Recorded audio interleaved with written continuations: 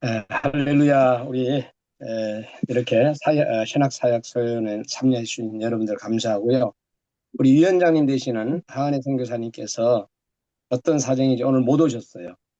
그래서 우리 상영규 우리 필리핀 선교사님 기도해 주시고, 그리고 나서 우리 오늘 강사님은 박영수 강사님이십니다. 목사님. 기도하고 시작하는 걸로 하겠습니다. 거룩하신 하나님, 오늘 새선중 신학위원회를 설립하여 주시고, 또 하나님께서 전 세계 신학교를 통해서 일하시고자 하는 하나님의 뜻을 발견하게 하시고, 꼭 필요한 곳에 더 많이 설립이 되게 하시고, 또 상호 간에 정보와 학술을 교류하며 하나님 아버지께 영광을 올려드리는 저희가 될 수 있도록 축복해 주시옵소서. 오늘도 발표하시는 박연수 선교사님, 성령의 충만함과 지혜와 명철의 신으로 함께하여 주시옵소서. 시종을 주님께 의탁드리오며 예수님의 이름으로 기도드렸습니다. 아멘. 아멘. 우리 강사님 나오실 때요. 우리 강사님 다음에 또 이어서 하는 적으로 하고요. 어쨌든 그 45분을 넘기게 되면 많은 분들이 아프시니까 그 안에 일부 강의 마치시고 또 다음에 또 하시는 걸로 이렇게 강의를 해주시면 좋을 것 같습니다. 우리 박연수 강사님 나오실 때 환영하면서 모시겠습니다. 할렐루야. 반갑습니다. 감사합니다. 그러면 8시 40분까지 하면 됩니까? 아니요, 지금부터 45분 안에 45분. 지금부터. 그러니까 그 9시 안에 끝내시면 됩니다. 아, 예, 알겠습니다. 예. 한국 시간. 지금 PPT는 화면 공유가 됐나요? 아니, 화면 공유가 지금 돼 가려고 합니다. 됐습니다. 아, 그렇구나. 예. 네네.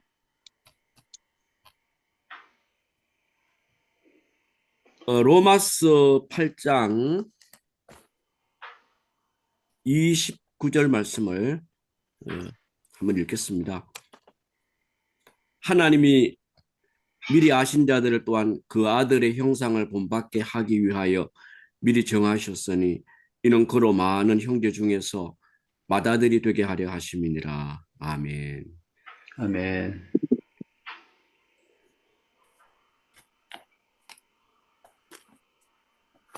저는 이 품성에 대한 것을 2006년도 그렇게 알게 되고 훈련하면서 또 우리 교우들에게 또 나누기도 하고 이렇게 교회에 또 가서 또 이제 나누기도 하고 뭐 이렇게 했습니다. 그래서 참 이 품성에 대한 것을 배우면서 참 너무 좋은 것을 제가 많이 경험을 했습니다. 이 품성은 핵심 가치의 성공이다라고 이야기를 할 수가 있습니다. 돈이나 어느 것보다도 첫째는 품성이다. 이 품성은 돈으로 살 수가 없는 것이죠. 그리고 이 품성은 문제 해결의 핵심입니다. 우리가 가정에 부부의 불화라든지 또 외도나 자녀 반항이나 또 성격 갈등, 또 근심, 또 분노, 원망, 또 직장 생활에서 근무태만하고 동료와의 갈등이나 또 부정직성이나 불충성, 불평, 불만, 또 경영에 무책임하고 비능률적인 이런 부분들, 부정부패, 횡령, 또 불순종, 사기 저하, 특히 또 교회에서 목회자와 성도들의 갈등, 또 성도와의 갈등, 불신자와 갈등 이런 부분들이 이 품성으로 해결이 됩니다. 성품으로 인한 이런 갈등이 해소되고 불순종의 문제가 해결이 되고 서로를 사랑하는 법을 배우게 되고 불신자와 관계 맺는 법을 배우게 되고 하나님이 사용하시는 그런 교회가 되고 교회 성장을 이룰 수가 있습니다.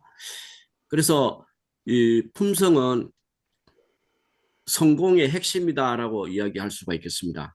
가정에서의 성공, 또 교회에서의 성공, 또 지도자의 성공, 또 회사의 성공, 또 국가의 성공. 그렇게 이 품성이 성공을 이끄는데 이 품성이란 과연 무엇인가? 품성은 이 본성과는 좀 다릅니다. 본성은 타고난 기질, 또 본질, 욕구를 채우려는 그런 본능적 태도이고요. 성경에서는 육의 사람이라고 그렇게 이야기를 합니다. 그리고 인격은 인테그리티에서 일반적 개념으로는 그 사람의 됨됨이를 의미하고요. 도덕적 개념으로는 기본적인 양심, 또 표현 결백성, 청렴성 이런 부분들을 의미하고 개성은 퍼스널리티라고 해서 도덕성이죠. 이것은 내면이 아니고 남의 눈에 보이는 그 독특한 그 외형적인 모습을 개성이라고 하죠. 옷을 아주 개성 있게 입었다 이런 그 사람의 그 모습들을 우리는 또 보게 되죠. 품성이라고 하는 것은 캐릭터라고 해서 이것은 후천적인 것으로 자라면서 얻은 그 문화적인 유산인데 남이 보지 않을 때 나타나는 성숙하게 성화된 인품이다. 그렇게 우리가 정의할 수가 있겠습니다.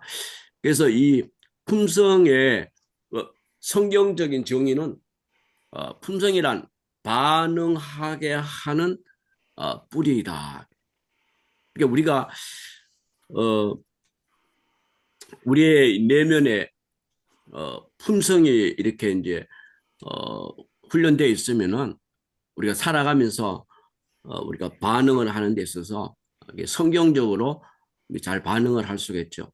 그러니까 사람들이 화를 내고 그런 이유는 왜 그러냐? 그 사람의 내면에 온유가 없기 때문에 그렇게 화를 내고 그러는 것이죠. 그래서 품성은 어떤 대가를 치르더라도 올바른 일을 하고자 하는 내적인 동기입니다. 그러니까 예수 그리스도의 성품이 내 삶에 이식되어 나타나는 그런 내적 동기라고 할 수가 있습니다. 이 품성은 어떻게 성취가 되는가? 무의식적인 이 반응이 성경적 반응으로 이렇게 나타날 때 품성이 성취가 됩니다. 근데 우리가 이 무의식적으로 이게 반응하는 것, 이것을 우리가 성경적 반응으로 변화시킬 때 시간이 0.3초, 0.5초 이 사이에서 이것을 반응을 하는 것이죠. 그래도 누가 내게 이제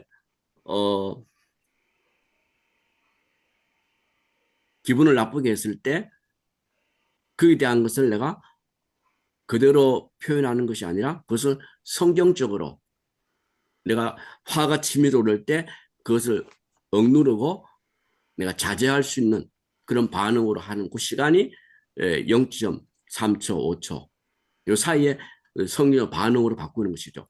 그래서 이 품성 훈련이라는 것은 무의식적인 반응을 성경적 반응이 되도록 훈련하는 것입니다.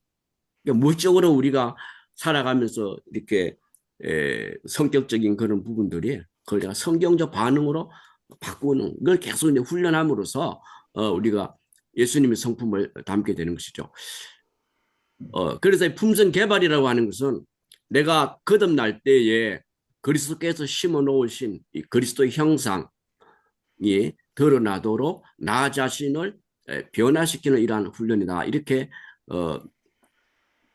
정의할 수가 있겠습니다. 이 품성의 목표가 이제 무엇이냐? 그리스도의 형상을 본받는 것입니다. 로마서 8장 29절 이 말씀 보면은 하나님이 미리 아신 자들로 또한 그 아들의 형상을 본받게 하기 위하여 미리 정하셨으니. 그러니까 하나님이 우리들을 이렇게 미리 정하시고 부르신 그 이유가 바로 뭐냐? 그러니까 하나님의 아들 예수 그리스도의 형상을 본받게 하기 위해서 그렇게 하셨다는 것입니다. 그래서 우리 신앙생활의 이 목표는 바로 예수님의 그 성품을, 예수님의 형상을 닮아가는 것이죠. 사도 바울의 그 목회의 그 목표도 보면은 갈라디아 교인들을 향해서 너희 안에 그리스도의 이 형상이 다시 회복되기까지 내가 해산하는 수고를 한다는 그런 말씀을 한 것을 볼 수가 있습니다. 그러니까 성도들 안에 예수님의 성품이 세워지는 그것이 바로 사도 바울의 목회의 목표였던 것을 볼 수가 있습니다. 이 형상이라고 하는 이 말은 칼로 잘 다듬어서 새긴 기호, 글자, 표시, 부호 등 같은 문장. 이 문장은 그것을 지닌 사람이 누구인지를 정확하게 표시를 합니다. 이 형상의 세 가지 의미를 우리가 생각해 보면은 하나님을 의존하는 그런 인간으로 하나님은 우리 인간을 창조하실 때 하나님의 형상대로 창조했습니다. 이 창세기 1장 26절에 보면은 우리의 형상을 따라 우리의 모양대로 사람을 만들고, 그래서 하나님은 우리 인간이 하나님의 형상으로 만들어서 하나님과 교제하는 그러한 대상으로 만들었습니다. 그리고 하나님은 또 만물을 다스리는 그 인간으로 통치권을 주셨죠. 이게 문화명령이라고 할 수 있죠. 창세기에 생육하고 번성하고 땅에 충만하고 이거 다스리라고 이렇게 말씀을 하셨습니다. 그리고 이 세 사람의 성품, 갈라디아서에 나오죠. 우리 심령으로 새롭게 되어 하나님을 따라 의와 진리 거룩함으로 지으심을 받은 세 사람을 입으라. 이러한 그 형상의 의미가 있는데, 이 성품은 바로 우리 그리스도인의 삶의 목표죠. 이 갈라디아서 4장 19절에 나의 자녀들아 너희 속에 그리스도의 형상 이루기까지 다시 너희를 위하여 해산하는 수고를 하노니. 이 품성의 완성은 사랑입니다. 예수님께서는 이 제자들에게 새 계명을 너희에게 주노니 서로 사랑하라. 내가 너희를 사랑한 것 같이 너희도 서로 사랑하라. 이렇게 요한복음 13장 34절에 말씀하셨습니다. 너희가 서로 사랑하면 이로써 모든 사람이 너희가 내 제자인 줄 알리라. 요한복음 13장 35절. 또 눈은 눈으로 이는 이로 갚으러 하였다는 것을 너희가 들었으나 나는 너희에게 이르노니 악한 자를 대적지 말라. 누구든지 내 오른편 뺨을 치거든 왼편도 돌려대며, 또 너를 송사하여 속옷을 가지고자 하는 자에게 겉옷까지도 가지게 하며, 또 누구든지 너를 억지로 오리를 가게 하거든 그 사람과 심리를 동행하고 네게 구하는 자에게 주며 네게 꾸고자 하는 자에게 거절하지 말라. 또 내 이웃을 사랑하고 내 원수를 미워하라 하였다는 것을 너희가 들었으나 나는 너희에게 이르노니 너희 원수를 사랑하며 너희를 핍박하는 자를 위하여 기도하라. 그래서 이 예수님은 이 품성의 완성을 사랑으로 말씀합니다. 우리가 사랑하는 삶을 살면은 결국 우리가 품성을 이루는 그러한 삶을 살게 되는 것입니다. 예수님은 이렇게 제자들에게 새 계명으로 서로 사랑하라고 이렇게 말씀을 하셨습니다. 그래서 이 무의식적 반응이 성경적 반응이 되게 하라. 이것이 바로 품성 훈련의 핵심 가치라고 이야기를 할 수 있겠습니다. 한번 우리 같이 외쳐보겠습니다. 무의식적 반응이 성경적 반응이 되게 하라. 한번 따라하겠습니다. 무의식적 반응이 무의식적 반응이 성경적 반응이 되게 하라. 예. 나는 주님의 사역을 원하지만 주님은 나를 변화시키기를 원하십니다. 오늘 우리가 변화되면은 하나님은 우리를 쓰시는 것이죠. 그러니까 하나님의 소원은 하나님은 내가 성공하기를 원하시는 것. 진정한 성공이라고 하는 것은 이 성공에 대한 가치관을 바꿔야 됩니다. 성공이란 나를 향한 하나님의 계획을 차질 없이 어, 이루어 드리는 것입니다. 자, 그래서 우리가 이 성공하는 사람이 되려면은 이 갈등의 6대 영역을 치유를 해야 됩니다. 이 6대 영역은 구원의 확신과 또 자아상 그리고 인생의 목적 그리고 가정에서의 조화 또 도덕적 순결 진정한 우정 이 6대 영역을 우리가 치유가 되면은 성공하는 그런 사람이 될 수가 있는데 자, 이 갈등의 6대 영역이 바로 첫 번째가 구원의 확신인데 영생을 얻었음을 확신하는 것이 가능한가 하는 것이죠. 사도 요한은 요한일서 5장 13절에서 내가 하나님의 아들의 이름을 믿는 너희에게 이것을 쓴 것은 너희로 하여금 너희에게 영생이 있음을 알게 하려 합니다.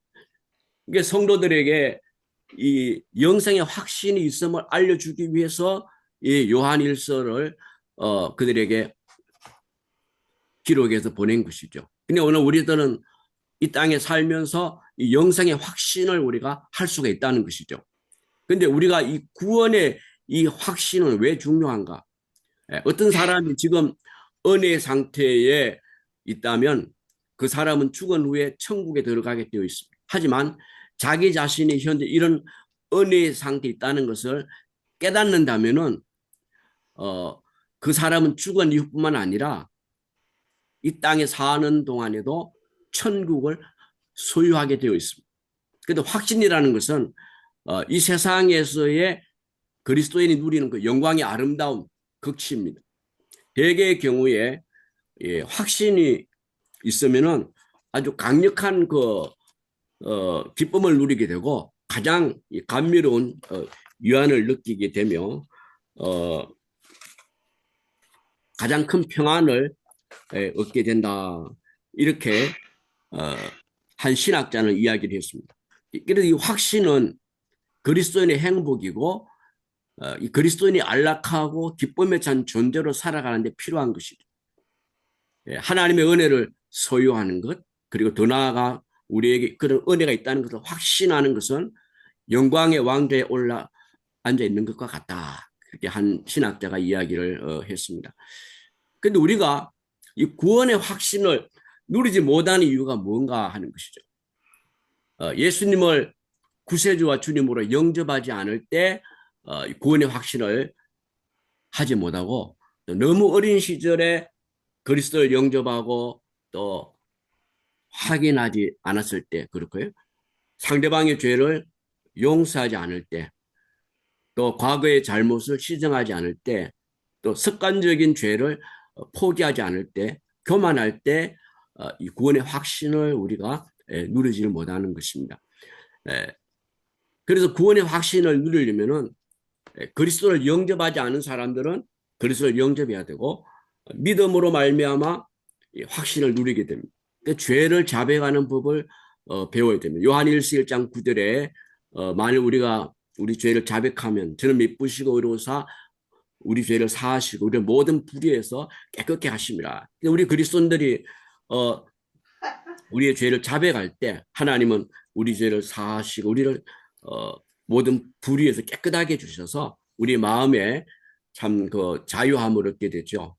그 시편 51편에 보면은 다윗은 회개 시에서 하나님 앞에 나의 죄를 깨끗하게 해주십시오. 도말해 주십시오. 그러한 고백을 하면서 내 안에 구원의 즐거움을 회복시켜 주십시오. 그런 기도를 하는 것을 볼 수가 있습니다. 우리가 이 죄를 짓게 되면은 그 구원의 기쁨을 상실하게 되죠. 그러나 하나님 앞에 회개를 통해서 하나님과 교제가 회복되면은 그 구원의 기쁨을 구원의 즐거움을 다시 회복하게 되는 것이죠. 두 번째로는 자아상입니다. 오늘 우리 그리스도인들이 이 자아상을 바로 우리가 가져야 되는데 우리는 이 독특하게 설계가 되었습니다. 그 에베소 2장 10절에 보면은 하나님은 우리를 하나님의 위대한 작품으로 그렇게 우리를 만드셨다 그랬습니다. 우리의 신체적인 이 특징들은 하나님이 미리 정하신 것입니다. 시편 139편에 보면은 하나님은 우리를 신묘막측하게 우리를 하나님이 그렇게 지으셨다고 그랬습니다. 그러니까 우리는 신체적인 이 결함에 대해서 하나님의 뜻을 읽어야 됩니다. 그러니까 요한복음에 나오는 그 한 소경, 그는 하나님의 영광을 위해서 그가 소경이 되었다는 것을 말씀해 주시죠. 사도 바울에게 있는 그런 육체적인 그러한 이 연약함, 고통 이런 부분도 하나님의 뜻이 있는 것이죠. 그래서 우리가 우쭐거리거나 또 열등의식을 가지는 것은 결국 자기 거절의 한 형태라고 할 수가 있습니다. 우리는 그리스도 안에서 새 창조된 이 자아상을 우리가 가져야 되는 것이죠.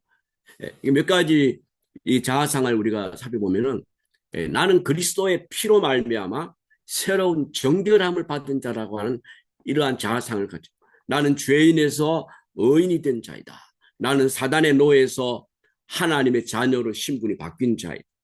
나는 새로운 본성을 받은 자이고 나는 새로운 성품을 받은 자이고 나는 새로운 마음을 받은 자이고 새로운 능력을 받은 자이고 나는 신의 성품에 동참한 자이고 나는 거룩한 성도이고 그리스도께 삼켜진 존재이고 그리스도로 충만한 존재이고 나는 새로운 피조물이다. 나는 하나님의 위대한 작품이다. 나는 하나님의 보좌 앞에 나아가는 특권을 받은 자다. 나는 왕이며 제사장이다. 이러한 우리 그리스도인, 그리스도 안에서 내가 누구인가 하는 것이죠. 내가 나를 생각하는 나의 모습이 아니라 하나님이 나를 보시는 나의 모습. 그래서 하나님이 나를 보시는 그 모습, 그 자아상을 우리가 가져야지 이거 하나님이 기뻐하시는 거죠. 그러니까 보통 사람들은 자신을 보죠.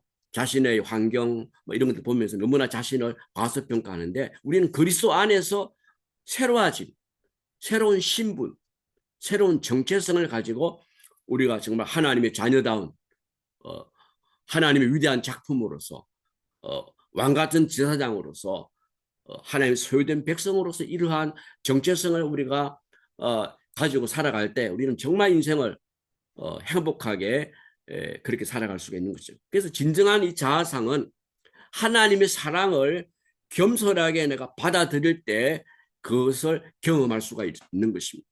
세 번째로는 인생의 목적입니다. 오늘 우리 인생의 목적이 바로 회복이 될 때 우리 참 회복한 삶을 살 수가 있습니다. 오늘 이 삶의 구체적인 목표를 우리가 가지고 있는가 하는 것이죠. 내가 목숨을 바쳐서 해야 할 이런 구체적인 비전이 있는가 하는 것이죠. 우리가 위에서 죽을 그 무엇이 없다면 우리가 위에서 살 그 무엇도 갖고 있지를 않는 것이죠. 우리는 하나님의 이 뜻을 확실하게 우리가 붙잡아야 되는 것이죠. 에베소 5장 15절에서 17절에 그런데 너희가 어떻게 행할 것을 자세히 주의하여 지혜 없는 자 같이 말고 오직 지혜 있는 자 같이 하여 세월을 아끼라. 때가 악하니라. 그러므로 어리석은 자가 되지 말고 오직 주의 뜻이 무엇인가 이해하라. 그래서 우리의 삶에 가장 중요한 것은 하나님의 뜻을 이해하는 삶이라고 할 수가 있겠습니다. 네 번째로는 이 가정에서의 이 조화입니다. 하나님은 우리가 이 가정에서 어떻게 우리가 이 가정 생활을 해야 되는지를 성경에 잘 이렇게 말씀을 하셨습니다. 하나님이 주신 이 명령이 있죠. 이게 십계명에도 5계명에 그렇게 말씀하셨죠. 내 부모에게 순종하라. 부모를 공경하라. 여기에 대한 이제 보상을 말씀하셨는데 땅에서 잘 되는 복이고 또 이 장수의 복입니다. 오늘날 이게 많은 문제점들이 있는데 아버지의 이 영적인 리더 역할이 굉장히 이제 부족한 것이 문제죠. 그 아버지가 이 자녀들을 양육하는데 성경적 기초가 없기 때문에 생기는 문제죠. 그리고 어머니의 이 리더 역할, 또 이 자녀들은 스스로 독립을 시도하는 것이죠. 이러한 부분들이 문제점으로 드러나고 있는데, 이러한 가정의 그 모든 그 회복이 이게 바로 성경적으로 이게 바로 이제 회복될 때 하나님 주신 이 성경적인 원리로 회복될 때 정말 아름다운 가정이 되고 행복한 가정이 될 수가 있는 것이죠. 제가 이제 구미의 한 교회에 한 몇 달 동안 이렇게 이 품성 훈련과 이 성경적인 그 삶의 원리에 대한 부분들을 같이 가르친 적이 있는데 그 한 젊은 집사님이 이 강의를 듣고 그 이제 부모님에게 순종해서 그렇게 해서 정말 하나님의 큰 축복을 받았다고 간증하는 것을 제가 들었습니다. 그러니까 하나님 말씀 원리를 그렇게 순종할 때 하나님이 엄청난 이런 축복을 그 이제 그들에게 주신다는 것을 경험했다는 것을 제가 볼 수가 있었습니다. 그리고 다섯 번째로 이 도덕적인 이러한 그 순결입니다. 성경은 청년의 정욕을 피하라고 말씀하고 있죠. 죄에 대한 명확한 성경적 기준을 받아들이기를 거절할 때 우리는 어떠한 결과가 주어지느냐. 죄의식에 빠지게 되고 좌절하게 되고 또 무기력하게 되고 장래에 대해 구체적으로 생각하는 것에 대한 두려움을 갖게 되는 거죠. 그리고 이 부도덕한 행위를 받아들이게 되는 것이죠. 그래서 오늘 우리가 사는 이 세상은 정말 우리를 유혹하는 그런 세상의 문화가 얼마나 많습니까? 오늘 우리는 성경적 기준에 순복해서 이 세상 문화에 물들이지 말고 요셉을 기억하는 그런 삶을 살아간다면 오늘 우리는 하나님을 기쁘게 드리는 그런 삶을 우리가 살아갈 수가 있는 것입니다. 여섯 번째로는 이제 진정한 이 우정인데 이게 친밀한 이런 그 동료 의식 그런 이 교제는 우리 인간의 가장 기본적인 그런 욕구죠. 예, 우정. 우리 성경에도 보면은 이 다윗과 요나단의 그 아름다운 우정을 우리가 볼 수가 있죠. 그래서 우리가 우정은 인간관계에서 정말 중요한데 인간관계가 이 성경적으로 이렇게 반응이 된다면은 이미 성공한 사람인 것이죠. 그래서 이 인간관계에 실패하면 아무리 좋은 그런 일을 많이 해도 결과는 실패한 사람이기 때문인 것입니다. 그래서 오늘 우리는 하나님의 형상을 닮은 사람이기 때문에 능히 이 성경적 기준에 우리가 반응할 수가 있을 것입니다. 근데 우리가 여섯 가지 이런 갈등 여기에 오늘 나오는 구원의 확신 또 자아상 인생의 목적 가정에서의 이 조화 도덕적 순결 진정한 이 우정 이 6대 영역이 우리가 치유가 된다면은 회복이 된다면은 우린 정말 하나님 앞에 아름다운 성공하는 그런 인생을 우리가 살아갈 수가 있는 것입니다. 그래서 이 여섯 가지 이 갈등을 치유해서 이 세상 가운데 계획하신 하나님의 계획을 우리가 성취하는 그러한 하나님의 자녀들이 돼야 되는 것입니다.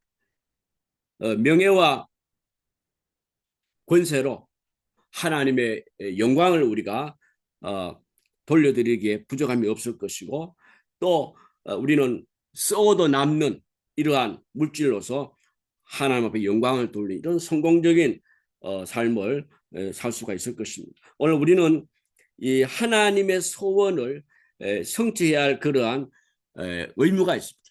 이 하나님의 소원, 그것은 바로 무엇이냐? 우리가 이 성공에 대한 가치관을 바꾸고 하나님 원하시는 그러한 우리의 삶, 성경적 기준, 성경적 원리대로 살고 우리의 성품이 이렇게 하나님의 형상을 닮아가는 그런 성품으로 회복될 때 정말 하나님은 우리를 기뻐하시고 우리를 축복하는 그런 삶을 우리가 살 수가 있게 될 것입니다. 그래서 이 우리가 품성을 세우기 위해서 우리 어떠한 그 과정들을 우리가 거쳐야 되느냐. 이게 하나님과의 이 교제입니다. 우리 품성을 세우기 위해서는 하나님과 교제를 하는데 그것은 하나님이 성경을 통해서 우리에게 이제 하나님의 뜻을 나타내시죠.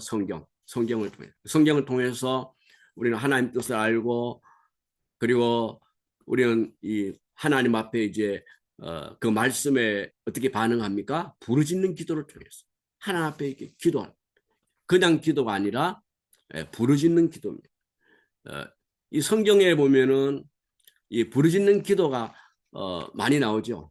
출애굽기에도 이스라엘 백성들이 이제 애굽에서 나오면서 홍해 앞에서 모세는 그 위기 앞에 부르짖는 기도. 이 부르짖는 기도 신약에도 보면은 그 바디메오가 예수님께 이렇게 부르짖었죠. 다윗의 자손 예수여 나를 불쌍히 여기십시오. 부르짖는 기도. 이 부르짖는 기도가 굉장한 그 능력이 있는 것을 우리는 보게 됩니다. 성경에서. 저 개인적인 그러한 그 체험에도 이 하나님 앞에 그냥 이렇게 부르짖을 때 하나님이 이렇게 은혜를 베풀어 주시고 하나님이 그렇게 역사하시는 그런 부분들을 많이 경험했습니다. 이게 부르짖는 기도. 우리는 조용히 그냥 하나님 묵상하며 그렇게 기도한 그것도 기도의 한 부분이고 또 하나님 앞에 이렇게 소리내어 부르짖는 이런 기도. 이것이 또 하나님이 또 우리에게 바라시는 그런 기도죠. 부르짖는 기도. 품성 세우기 위해서는 이 부르짖는 기도를 굉장히 중요하게 이렇게 생각합니다. 부르짖는 기도. 그다음 하나님의 이 지혜를 우리가 이제 알아야 되는데 우리 인생의 이 삶의 고통을 네 단계로 보는 그런 법이 있습니다. 그러니까 우리가 삶에 왜 우리의 삶에 이런 고통이 찾아왔을까?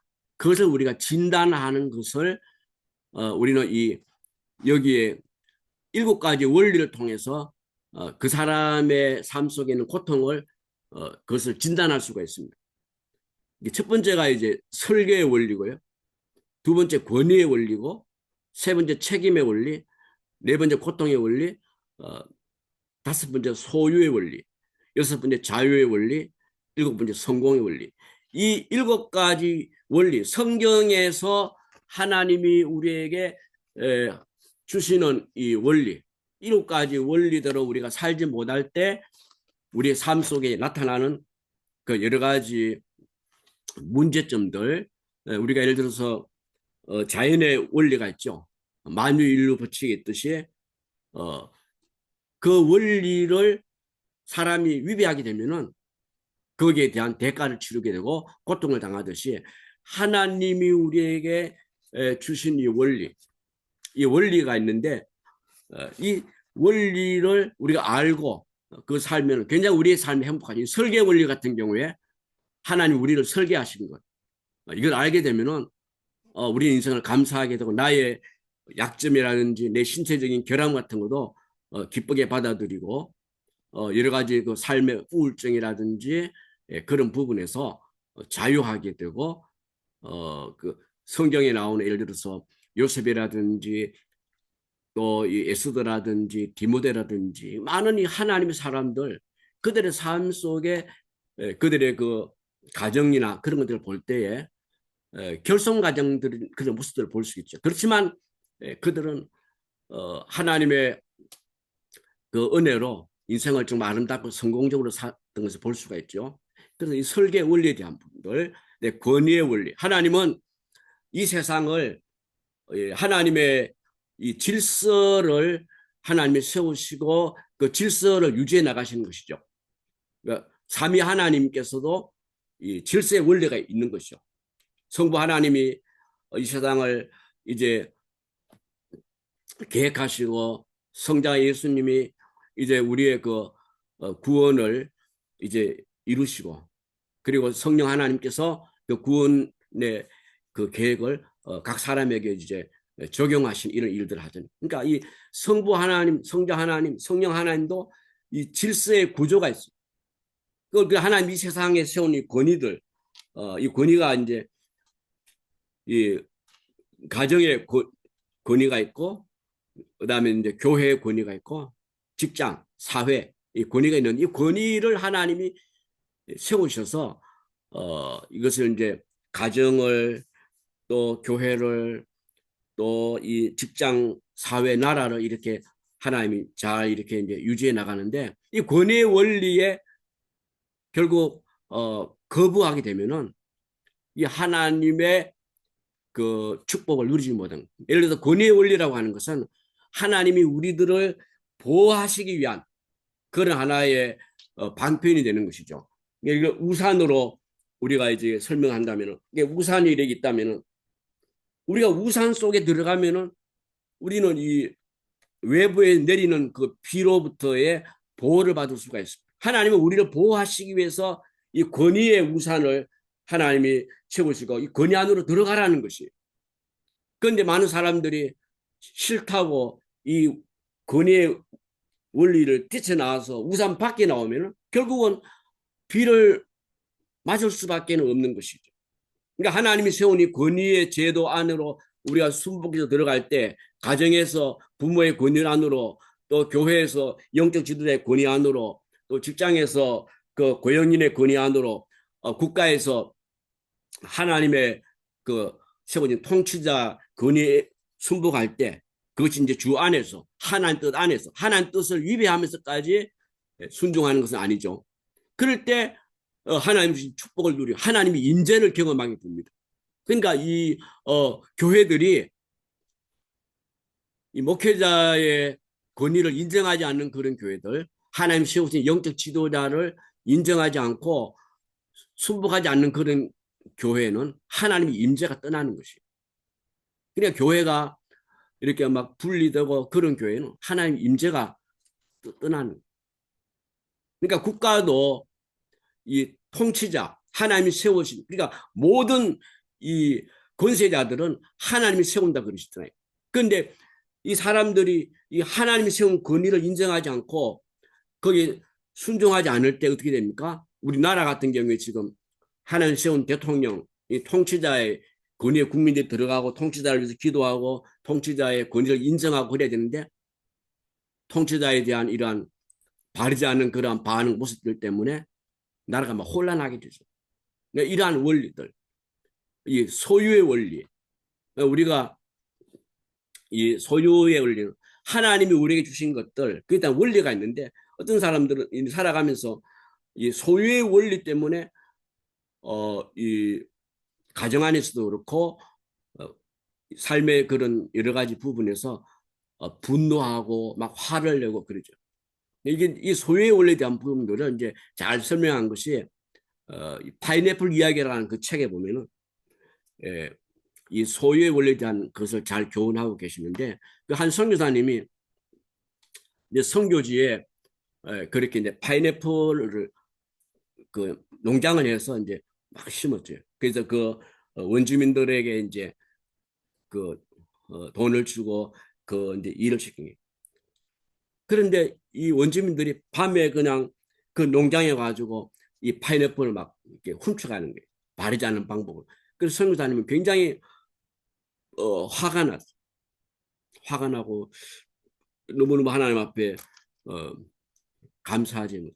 근데 어느 날 이 선교사님은 이 문제를 하나님 앞에 이제 아뢰면서 이 파인애플 농장 이것이 내 것이라고 하기 때문에 자기는 거기에 대한 손해를 보면서 막 그냥 마음에 이렇게 기쁨이 없고 감사가 없고 그 이제 원주민들을 향한 그런 어, 썬 마음을 품었는데 이게 이제 하나님의 것이라고 하는 그러한 그 이제 마음을 원리를 깨달았을 때 하나님 이 파인애플 농장 제 것이 아니고 하나님의 것입니다.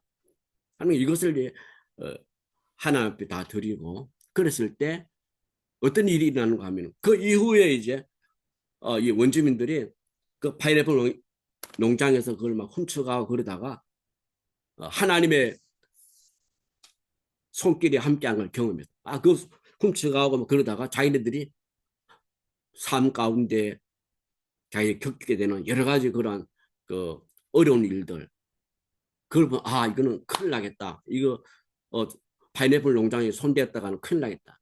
그렇게 해서 그 부분들이 딱 정리가 되고 그런 부분들. 그래서 이 소유의 원리, 그냥 우리가 가정에서도 그렇고 이 모든 것들을 내 것이라고 하는 이것 때문에 우리는 싸우고 힘들어하고 있는데 이 소유의 원리, 하나님의 것이라고 하는 것을 인정할 때 우리는 거기에서 진정한 자유함을 얻게 되고 모든 문제들이 해결되는 그런 부분들을 우리가 배우게 되고 이 자유의 원리 또 성공의 원리, 이 성공의 원리는 한마디로 말하면 이제 성경 하나님 우리 주신 성경의 원리들 말씀대로 우리가 묵상하고 그 말씀대로 살 때 우리의 삶에 시편 1편에 있는 말씀처럼 형통의 이런 삶이 우리에게 하나님 주신다는 것이죠. 이 묵상, 우리 인생의 형통과 평탄의 삶은 결국 이 하나님 말씀을 우리가 사랑하고 묵상하고 실천할 때 하나님이 주시는 그런 축복이죠. 형통하고 평탄한. 여호수아 1장 8절에도 그렇고 시편 1편에도 그렇고 묵상, 말씀 묵상. 이것이 이제 결국 우리가 성공의 삶을 살아가는 것이고 여기 이제 하나님의 지혜는 어떻게 우리에게 임하는가? 이게 하나님의 말씀 잠언을 묵상하는데 이 잠언이 이제 31장까지 있죠. 이게 하루에 한 장씩. 오늘이 이제 3월 7일이니까 잠언 7장 말씀을 묵상해서 이 말씀을 기록하고 또 내일은 8장 이렇게 하루에 한 장씩 잠언 말씀 묵상할 때 우리가 하나님의 지혜를 발견하게 되는 것이죠. 그리고 우리가 품성을 이제 개발하는 이러한 훈련은 이 빌가스라고 하는 그 미국의 그 박사님이 이제 시카고에 품성 센터라고 하는 그런 귀한 기관을 세우시고 이 훈련을 하시는데 그 빌가스 박사님은 이 성경에서 이 49가지의 그 품성을 이렇게 그분이 이제 소개를 하세요. 이게 성경에서 49가지 품성을 그걸 이제 원리를 찾아서 훈련하는데 여기 보면은 이게 49가지 이제 품성 카드가 있습니다. 여기에 성품이 관계를 세운다. 그래서 이 성품이란 것은 상황에 관계없이 사람의 태도와 행동을 결정짓는 내면의 품격과 성질이다. 그러면서 여기에 첫 번째 품성이 감사합니다. 다른 사람이 내 삶에 어떻게 혜택을 주었는지 말과 행동으로 알려주는 것이다. 이 감사의 품성. 그리고 여기 또 순종의 품성은 나를 책임지고 있는 사람의 지시를 적시 기쁘게 수행하는 것이다. 이게 이제 품성의 정의인데 이 49가지 품성이 성경에서 이제 이걸 찾아내서 한 것인데 이 품성 카드를 이제 가지고 다니면서 이제 우리가 사람들을 만날 때 그 사람의 이런 좋은 점들을 품성 칭찬을 하죠. 보통 우리가 세속의 그런 칭찬은 그 사람의 외모나 뭐 이런 것들을 칭찬하죠. 그러나 우리 성경적인 이 칭찬은 성경에 보면 예수님께서도 그 마태복음 25장에 보면은 그 달란트 비유에서 그 사람의 성품을 칭찬한다. 착하고 충성된 종에 대해서 칭찬하죠.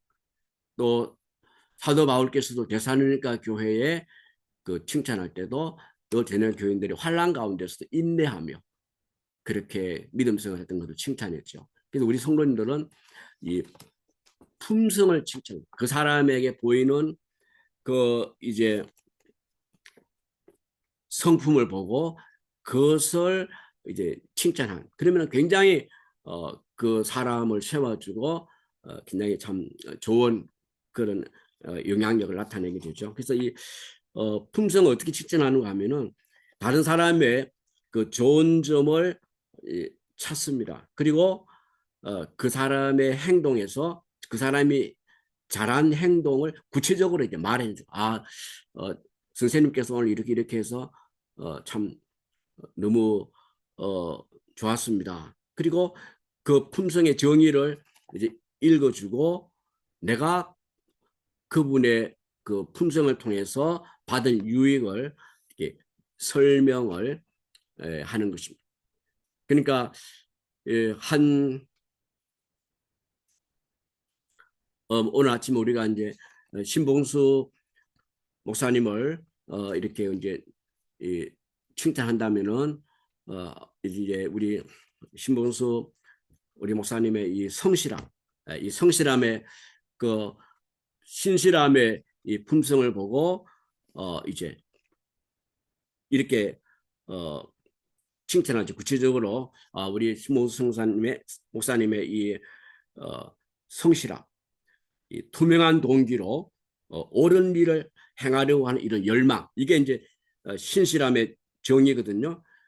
그러면은 오늘 아침에 우리 신봉수 목사님 이렇게 신실함으로 이렇게 우리 또 KWMI 사역 소위원회 오셔서 이렇게 사회 보시고 이렇게 한 것을 이제 보면서 이렇게 칭찬하고 이 정의, 신실, 투명한 동기로 옳은 일을 하려는 열망, 이것을 정의를 읽어주고 이걸 통해서 내가 받은 것. 우리 신봉수 목사님 성실하게 이렇게 시간 지키고 또 이렇게 영상을 녹화하고 이런 부분들을 이제 배우면서 나도 우리 목사님처럼 성실히 살다는 이걸 느끼는 거죠. 이런 부분들을 이제 설명하는 것이죠. 그리고 이제 이 성경에서 그리스도의 49가지 명령, 이 성경에 예수님이 말씀하신 49가지 명령이 있죠. 회개하라, 또 기도하라, 이런 명령들에 대한 것을 공부를 하고 그렇게 합니다. 그래서 그 품성을 생활에 적용하는 것이죠. 그래서 성경에 보면은 결국 우리가 하나님의 사람 아브라함이나 다윗이나 느헤미야나 이런 사람들, 또 성공한 사람들 바울이나 베드로나 결국은 그분들의 성품 때문에 그들이 성공하기도 하고 그들의 성품 때문에 그들의 삶에 실패한 모습들을 볼 수가 있어요. 그래서 이 성경에 나오는 하나님의 사람들의 그 삶, 결국 품성이 제일이다. 이런 모습들을 우리가 배우게 됩니다. 그래서 우리는 하나님 앞에 하나님의 지혜와 이 품성이 하나가 될 때 우리 성공하는 삶을 살 수 있는데 하나님 앞에 부르짖는 기도, 이 품성과 부르짖는 기도를 통해서 우리는 하나님 앞에 성공적인 인생을 살 수가 있습니다. 그래서 오늘 우리가 어떻게 기도해야 할까요? 이게 하나님 나는 변화되어야 합니다. 겸손하게 무릎 꿇어 싸우니 이번 품성 개발 훈련을 통해 내가 변화되게 하시고 무엇의 반응이 성경적 반응이 되게 하시고 갈등의 6대 영역이 해결되게 하소서. 말씀 묵상과 부르짖는 기도 지혜와 품성이 내면화되게 하소서. 이렇게 하나님 앞에 우리가 이제 기도하는 한번 기도하겠습니다. 하나님 아버지 감사합니다. 이 아침에 저희들이 품성 훈련에 대해서 함께 나누었습니다. 하나님 아버지 오늘 우리들이 변화되기를 원합니다. 하나님 아버지 우리들이 살아가면서 무엇의 반응이 성경적 반응이 되게 해주시고 갈등의 6대 영역이 치유되고 회복되게 해주시옵시고 하나님 말씀을 날마다 묵상하며 부르짖는 기도를 통해서 우리의 지혜와 품성이 내면화되게 하여 주시옵소서. 하나님이 기뻐하시는 그러한 사람들로 저희들이 살아가게 해 주옵소서. 예수님의 이름으로 기도드립니다. 아멘. 네. 마이크를 박은혜 위원장님께 넘기겠습니다. 네, 오늘 여기까지 했습니다. 네. 참 귀한 말씀.